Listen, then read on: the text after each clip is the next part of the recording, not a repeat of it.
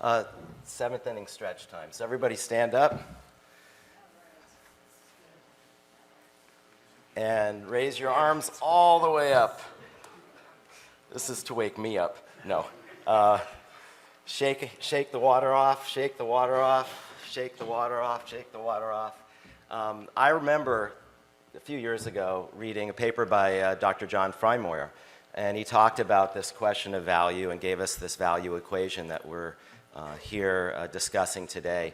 And for me personally, it's been a great challenge. I was fortunate to be a student of chiropractic in the 1980s, and I remember the first guidelines from the Quebec Task Force. And I remember on one of the first pages, the graph that showed that it's a very small minority of patients who wind up costing the vast. And very sadly and tragically, today we see that the disability problem relating to back problems is only getting worse. We see that we have an aging population. Our lifespan is something we can be proud of, but our health span is a whole different matter.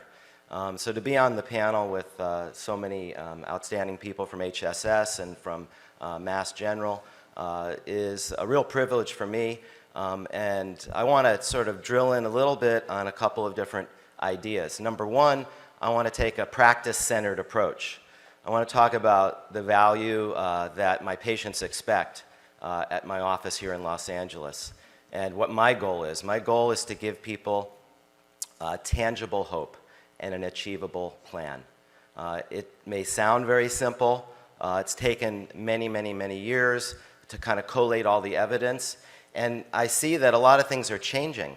Obviously, we're not doing a great job, and we need to be open to change. And one of the things I hope to share with you today are some very, very simple principles that are highly practical about pain science and sports science to move away from a symptom-based or pathology-based approach and get at something that is far more upstream and gets at the social of the biopsychosocial paradigm. To kick us off, I think humility is a huge part of this whole process for all of us because we really aren't doing very well. Richard Feynman says it's imperative in science to doubt. It is absolutely necessary for progress in science to have uncertainty as a fundamental part of your nature. And to make progress in understanding, we must remain modest and allow that we do not know. My number one mentor was a neurologist from Prague, Dr. Karol Levitt, and he said that we work at the level of acceptable uncertainty. And this is really something that every day, and I hope that you don't feel as I go through this presentation that I'm speaking about things that I feel are rock solid. I think that we need to be a learn-it-all, not a know-it-all. And when we look at our situation with evidence-based healthcare, one of the dilemmas is to get an RCT, of course, you have to wash out a lot of the differences between people. And the people that have back problems are heterogeneous. It's not a homogeneous population, so probably 90% of the people don't make it in to the studies. So the people that I'm seeing every day at LA Sports and Spine are often outliers. And we know that this is a multi-system dynamic situation where we have to look at the affective and the cognitive drivers of central sensitization. We have to look at whether we have peripheral issues that are mechanical in nature or inflammatory. There are a number of different windows that we have to peer through. Some of this is described by a colleague of Joel's from his days at RIC, Annie O'Connor, in her tremendous book, World of Hurt. So report card. Let's sort of look at where we are. I think question or challenge requires that we do that. I wrote this in Rehab of the Spine in the second edition. Guidelines have been published throughout the world which summarize the scientific evidence and multidisciplinary expert consensus opinion about recent changes in clinical management. Have publication guidelines actually improved the quality of healthcare for spinal disorders? And if not, why not? I mean, we've had these guidelines since 1987. Now we have the Lancet. What exactly can we say? Well, There needs to be greater recognition that much of the care for back pain is unnecessary, ineffective, and harmful, and making the problem worse. So that's not a very good report card. But it's consistent with what we know about evolution and growth and paradigm shifts. Osler said more than 100 years ago, the greater the ignorance, the greater the dogma. So again, modesty is what's called for.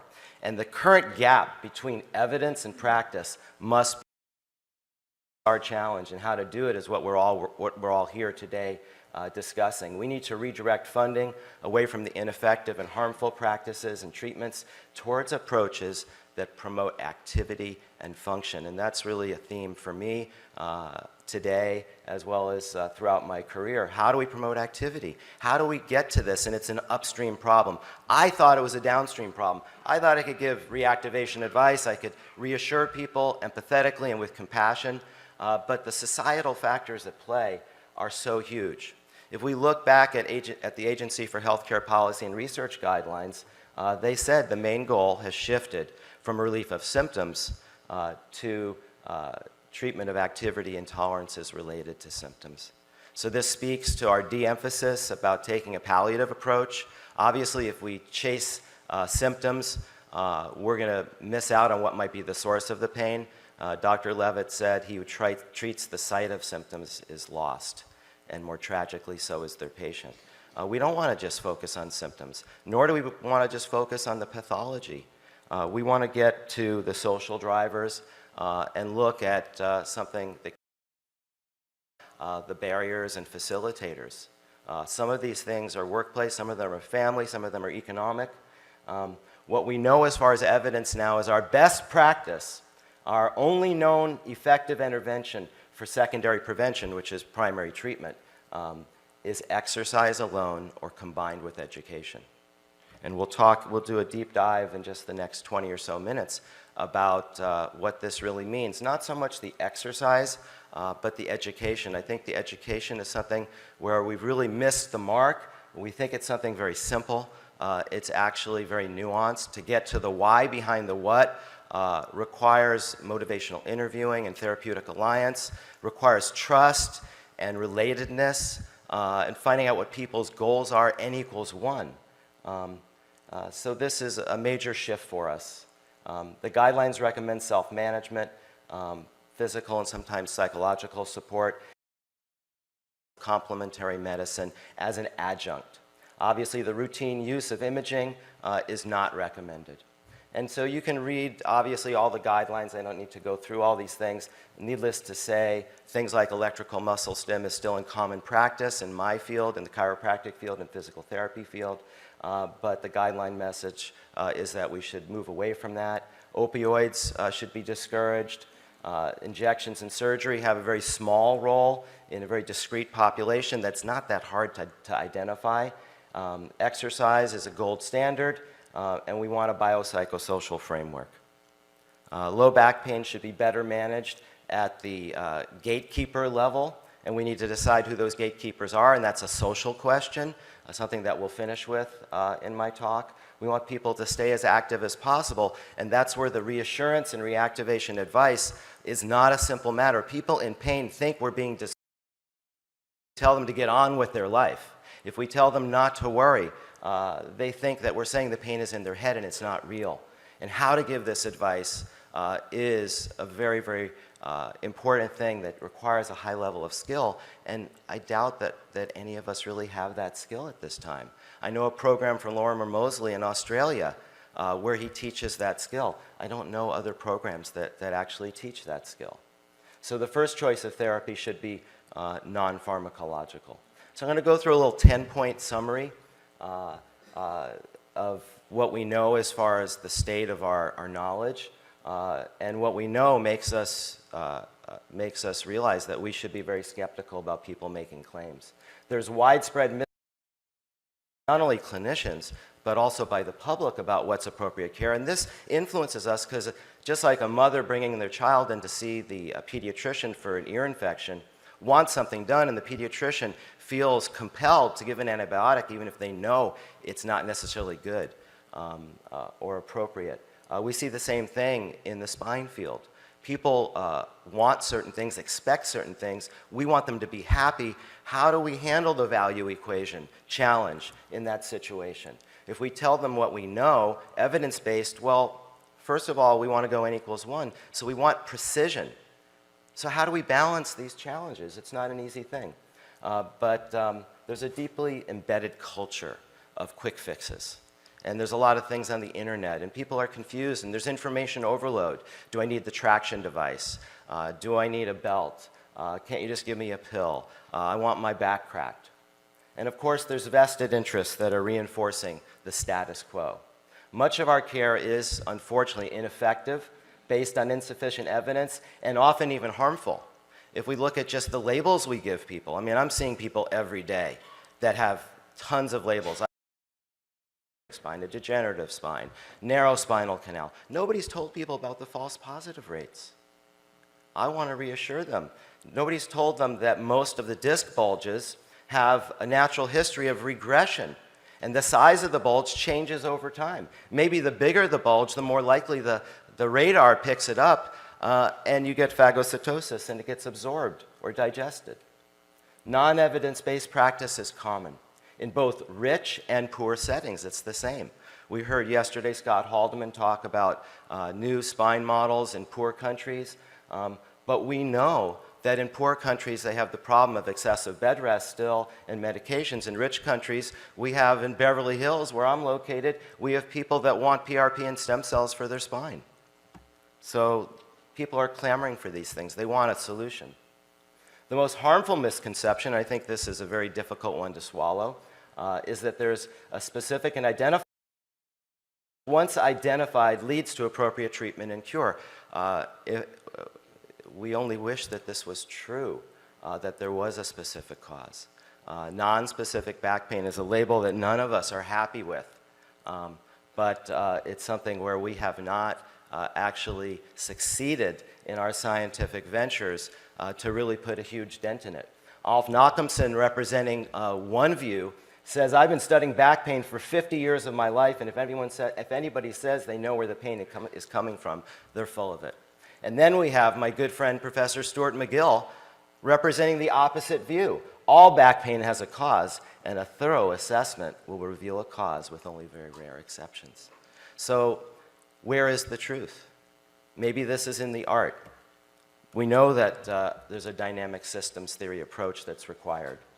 Back in 2000, at one of the leading consensus panel of primary care specialists dealing with spine medicine, patients were acknowledged to be very dissatisfied with the evidence-based approach, which says that we should tell people they have idiopathic back pain, and that a goal should be to achieve a validated aim. Of course, most of the attempts so far have failed. We do want to find the cause, however, but there's a downside of overdiagnosis. And overdiagnosis is often a nocebo. And when we tell people about pathologies that they have that are a normal part of aging, like wrinkling of the skin or graying of the hair, this is often scary to people and makes them feel very fragile.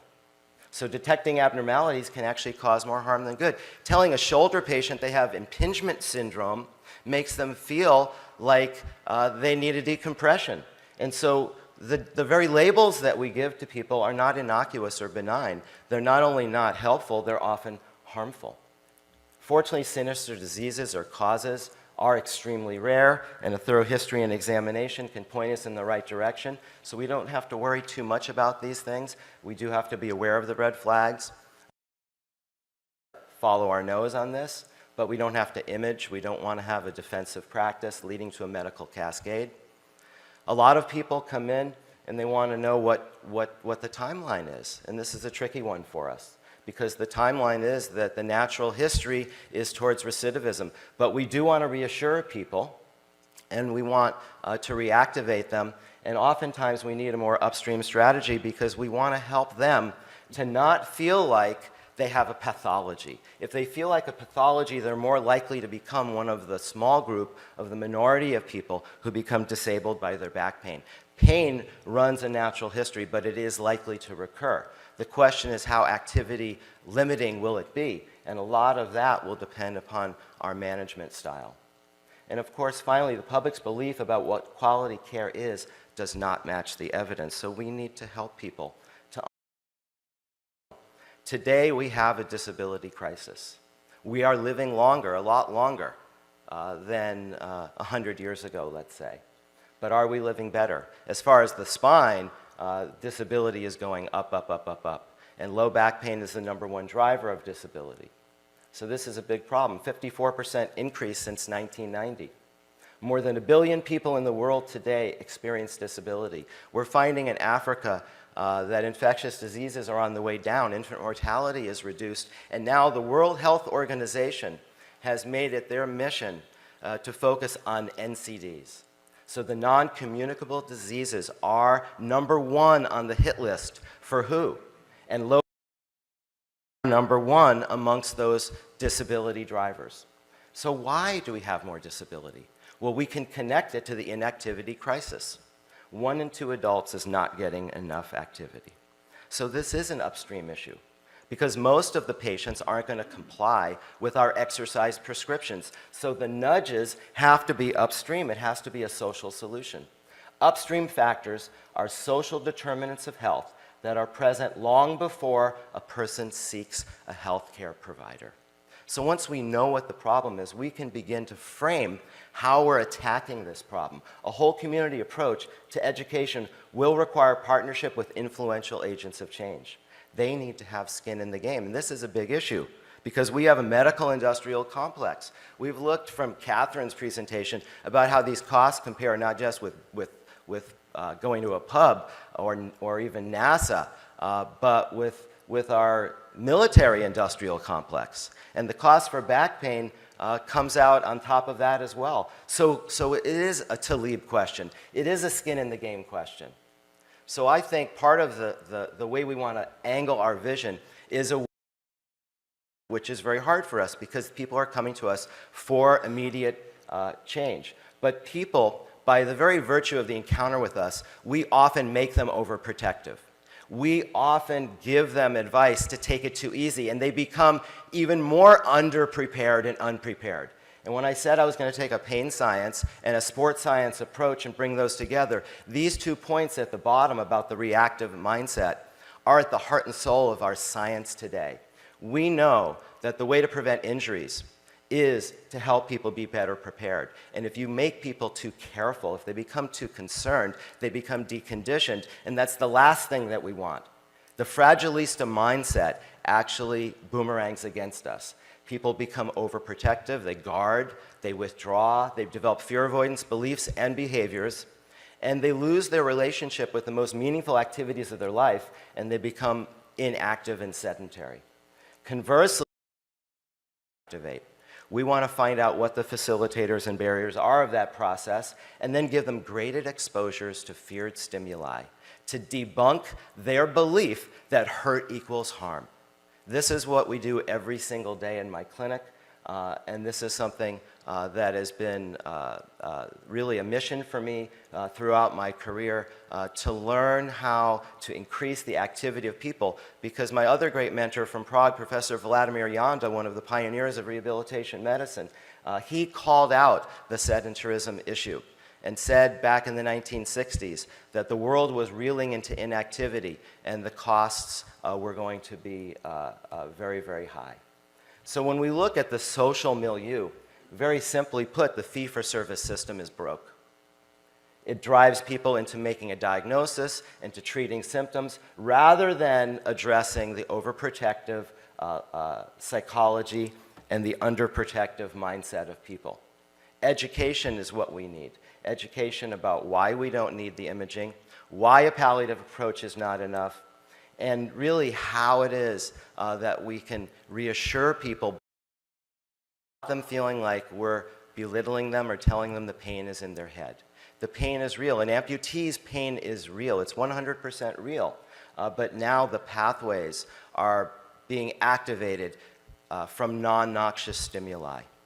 And how is it that the hurt that you feel becomes the feeling you hurt? We want to be able to explain this in the simplest possible language using metaphors so that people are reassured. And then we want to explain that it's only via reactivation that they can become better prepared so they're less likely to be overloaded by trivial things that they're going to encounter every single day.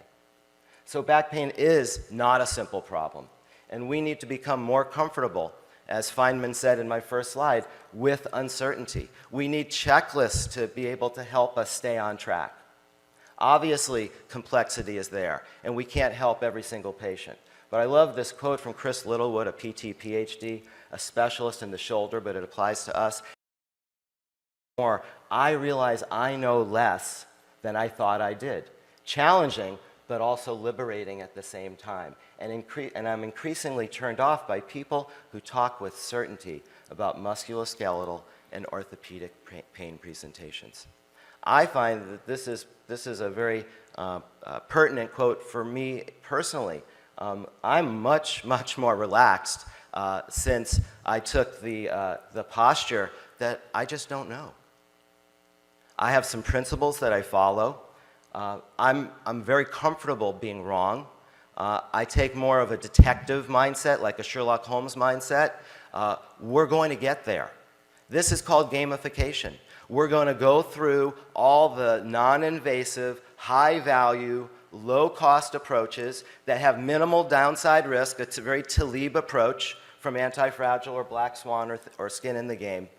And we're going to get there. And this requires trust. And so day one is all about establishing that trust by identifying what my patient's goals are, what their concerns are, because it is a process, and I don't have all the answers. Our big iatrogenic issues is this problem of overdiagnosis, this medicalization trend. The majority of persistent, non-traumatic musculoskeletal pain disorders do not have a pathoanatomical diagnosis that adequately explains the individual's pain experience and disability. So this is just a huge challenge. We have a noose around our necks. And as a clinician, you want to find the small number with useful diagnosis, but we have to be wary and weigh that against the problem of overdiagnosis and unnecessary worry and unnecessary treatments. In fact, the worst thing for me when I'm taking a history is who the person saw before. That's the biggest yellow flag. They were told that the problem was on the MRI. They were given a symptomatic approach. They were told they had leg length inequality or some other bozo type of information, rather than being told that what we need to do is slow cook your fitness and get you more robust and resilient. So of these typical, inevitable little jostles and jolts that will come your way. So we see that there is a mismatch between best practice, evidence-based recommendations, and the public's own mindset. And that has to be addressed beginning on day one. Best treatment and prevention actually makes no sense to people. So we've got to have the empathy so that we can connect with people, so that we can upgrade their education in a very simple manner. I actually do something called a Kieran O'Sullivan test with my patients. At the end of the session, at the end of day one, I quiz myself. So the quiz is, I ask the patient, what did you learn today? And I actually film it for them. I want them to explain to me, what would you say to your spouse? What would you say to a coworker? What would you say to a friend or family member or somebody who told you to come here about what you learned today? And I usually don't do so well on that test, so I'm still working on my report of findings, on my needs analysis, on how simple I can deliver the message so that people can really get that it's safe for them to resume activity as long as they do so gradually. And a lot of our words are nocebos: chronic disease, degenerative spine disease, degenerative joint disease, narrowing of the space between your vertebrae, bulging disc, torn disc, annular tear, wear and tear. Wear and tear is a really interesting one. Wear and tear, it sounds so inevitable. Wear and tear. Pretty soon there's going to be as many senior citizens as children in the world. We're no longer going to have this pyramid. It's going to be this cylinder, this skyscraper. Wear and tear. Wear and tear doesn't really make sense. It's not science. The motion is the lotion. It's use it or lose it. It's no strain, no gain. The only thing that I know, and it was proven like 60 or 70 years ago, is that if you provide a stress, a physical stress to the body, following Wolff's law, you will get an adaptation. So we don't want to. A little too late is epidemic. Are we explaining this to people? Telling people that they're unstable. I'm guilty of this. Oh, you have back instability. I've been telling people that for 30 years. Telling people to be super careful how they lift. Negative language and beliefs may create fear and catastrophizing. An undue focus on structure. The belief that every hurt equals harm. The belief that activity is harmful. We're going to talk in a minute about questionnaires that I use that help us to identify this. So by pathologizing pain, we've made our patients both overprotective and underprepared. And we know, going back to Tom Meyer and Robert Gatchell's book, The Sports Medicine Approach for Everyone, that there's a different way. So our patient education, and maybe the massive elephant in the room, is that entire professions appear to depend on the problem remaining unsolved. In the meantime, the glaringly obvious cornerstone of best practice care that flies under the radar and that everybody thinks is just a simple thing and they gloss over it and spend 30 seconds on it is education. A recent series from The Lancet, their expose, puts a lot of attention on blaming the PTs and the MDs for providing low-value treatments. But advice to remain active makes absolutely no sense to someone in pain as long as their pain is a signal that the tissue is damaged. To the person in pain, this advice is akin to saying, get over it. Education is universally recommended as a first-line treatment for back pain, but doesn't receive enough attention, as though everyone knows what it is and how to do it, and even if they did, most people don't have the time to do it. First off, our reassurance should explain to people how strong the spine is. When we think about bone, women realize that if you don't load it, you're at risk of osteoporosis postmenopausally. Most women know that a little hurt isn't going to equal harm. The more they walk, the better, but walking, while necessary, is not sufficient. So it's not hard to explain to a woman why they need to do training. This is a no-brainer. Well, the spine is the same way, and it's been shown that pain education before an activity reduces exercise-induced pain among healthy adults. So to address overprotection, we have to deal with the threat. We don't want to increase it. We have to deal with the fragilista mindset. We don't want to create it. We want to avoid nocebo beliefs and not create them, such as the belief that that hurt equals harm. And we want to cut off at the pass this unfortunate ascension of the hurt that you feel becoming the feeling that you hurt. It becomes programmed. So you want to explain to people that your body is built to last. It's not built to break. So dispelling that fragile myth. And the small time that people have for this encounter is not enough to take care of the #1 health care problem, not only in the Western world, but in the entire world. I love this quote from Beth Israel Hospital. Did anyone order a history and a physical exam? This is at the heart of the biopsychosocial model. Osler, again, listen to your patient. He's telling you the diagnosis. So pain, when we talk about pain, pain is just information. Sensitivity is what we're identifying equal harm. And so our idea that all hurt equals harm is a bad idea. Even in tendinopathies, such as Achilles tendinopathy, pain as high as a 5 doesn't necessarily mean stop activity. So we use some yellow flags questionnaires from Kendall and Linton that have been adjudicated. Annie O'Connor is working to do some more studies on this, and we're creating almost a version of the Start Back questionnaire. We can start to screen people about their beliefs about the relationship of hurt and harm, called the yellow flags, on day 1 by asking very, very specific questions. An increase in pain is an indication that I should stop what I'm doing until the pain decreases. Physical activity makes my pain worse. I should not do normal activities, including work, with my present pain. These questions tell me a lot about that person. If a person says that physical activity makes their pain worse, I just found the goal. I want to give them a positive experience with movement. That's my goal. I want to give them a positive experience. If a person believes their back is vulnerable and could be easily injured, they are more likely to avoid usual activities or move too carefully, which limits the potential for recovery. Another yellow flag that gets at how anxious a person is if you had to spend the rest of your life with your condition as it is right now, how would you feel about it? A confidence or self-efficacy question is, on a scale of 0 to 10, how certain are you that you will be doing normal things in 6 months? If they would feel crappy if they don't get better, and they are not confident they are going to get better, I know I have my work cut out for me. And I need to know that. I want to know how steep the hill is that I have to climb. And then we get on with the job. So to reprogram how people think about pain, we use two metrics. One is the VAS and the other is the RPE. So the Borg scale for rating of perceived exertion in cardiology has now been adopted in sports science. And we want to get the RPE up.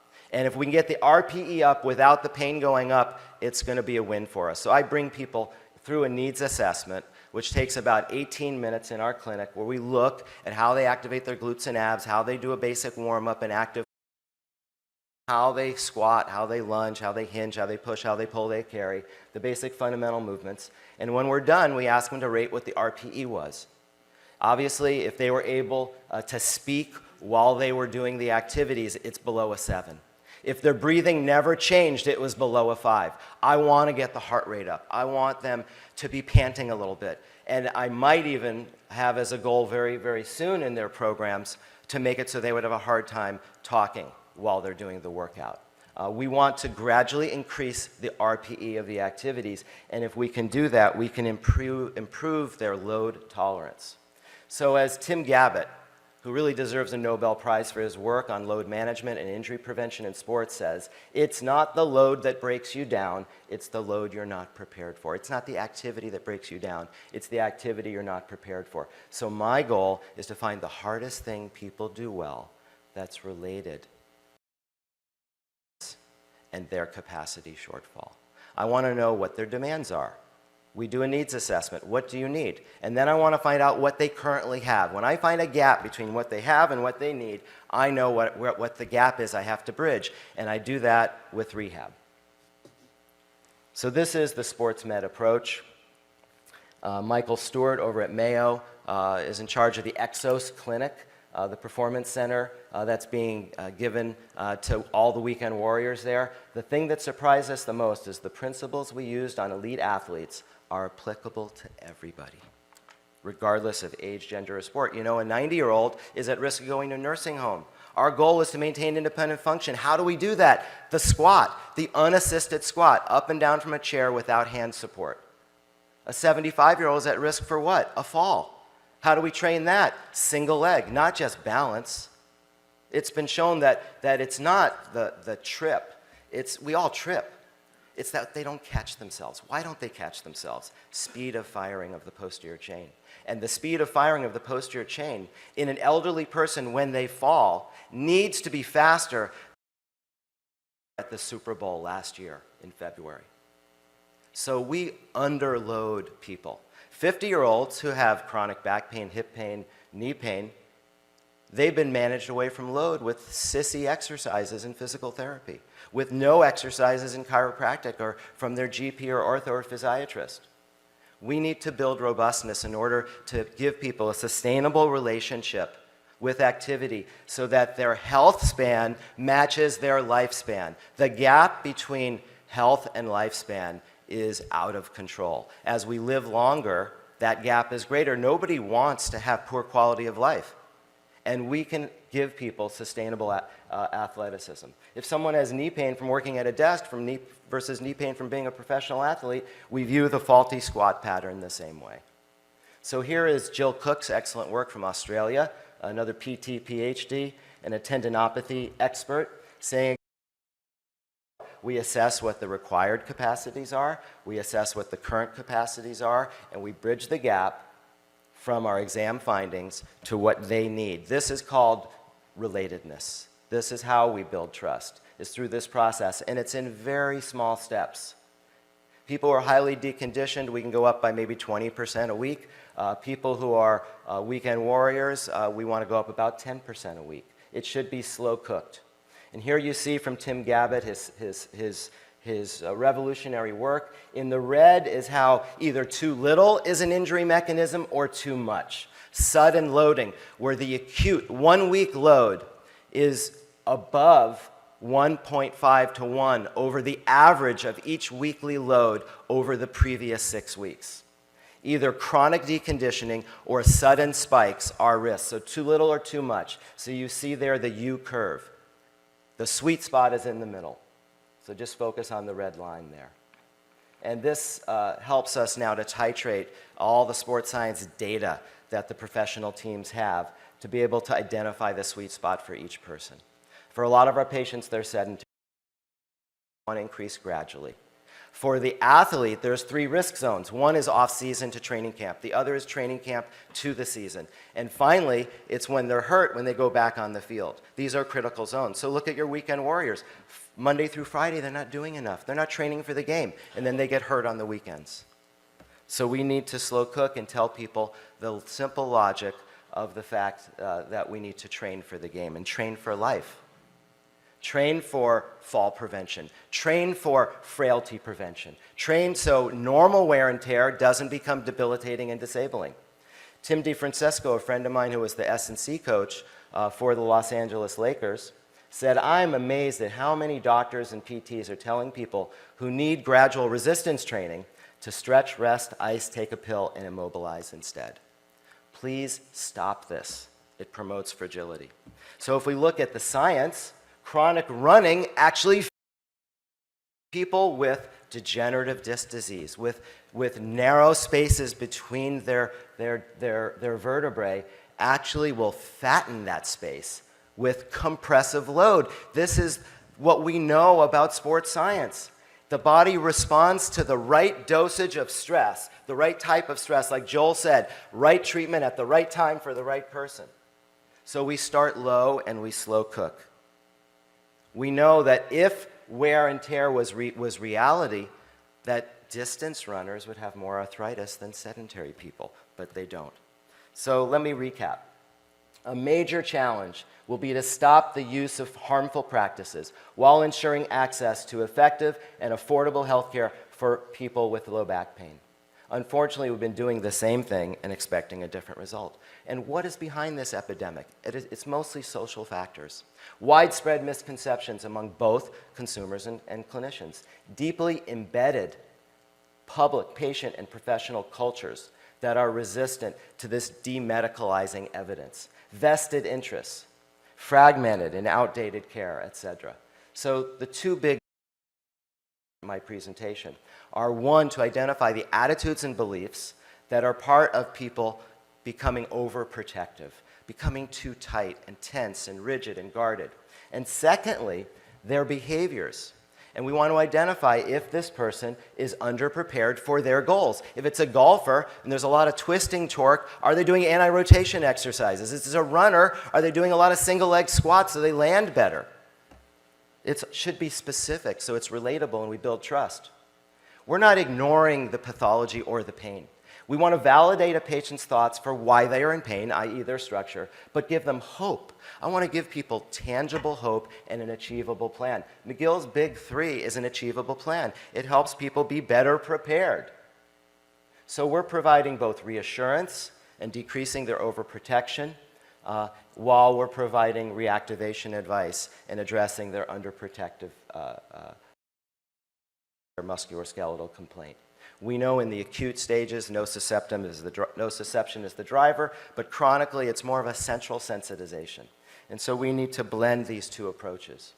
The Lancet said in a cover article recently, there's a radical shift in life sciences funding priorities away from biomedical towards the social, behavioral, and environmental determinants of health. This is the Upstream model. WHO said by 2020 that 2/3 of disease worldwide will be related to lifestyle. Cardiologists get it. Joel wrote a book about the couch potato probably 15 years ago. If I have time, I'm going to show, do I have 5 minutes or less? Less? All right. I was going to show this video from Stephen Hawking, but I'll give you the conclusion. Stephen Hawking said that the cause of most disease worldwide is that we move too little and we eat too much. And why it is more people don't realize this is beyond my comprehension. So I think that he nailed that. He recorded this 57-second video about a year before he died. The things that will make a difference to health outcomes, well, we do, but we ignore the answer. Upstream matters a lot more than downstream.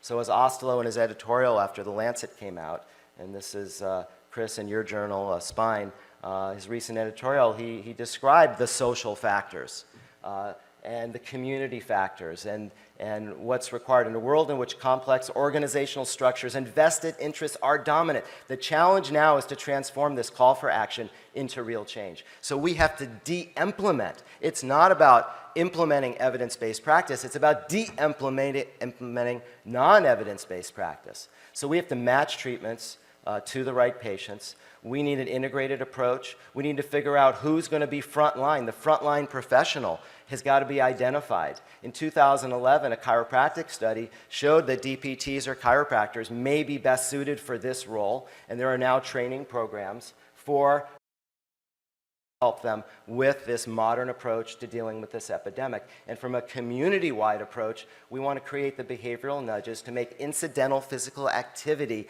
a more convenient choice, because this will make a difference. Vancouver has a no-car zone. In Toronto, they've changed the built environment. They put in potted plants and now have a bike path, and there's a 300% increase in physical activity. The Danish model works in North America. If running on a treadmill was the only way to recharge our phones, we wouldn't have this problem, according to Bill Murray. Group exercise is better than one-on-one physical therapy. I hope at HSS they work with groups like Equinox and we start to help people realize the value of peer support, something Stanford realized in the Loisel study about lay-led group education for chronic pain. So the sports medicine approach is for all of us, cradle to grave. And we want to prevent the overprotection and underpreparation. To do this, we need better reassurance and smarter reactivation. The goal is to give a positive experience with movement so that we can provide tangible hope and an achievable plan. So we have to listen to our patient's complaint, perform. This is the hallmark of being a good doctor. And when we take shortcuts and go straight to imaging, all too often, we're led astray. So I want to thank the NASS for this invitation, especially Joel, and it's just an honor to be here. Thank you very, very much.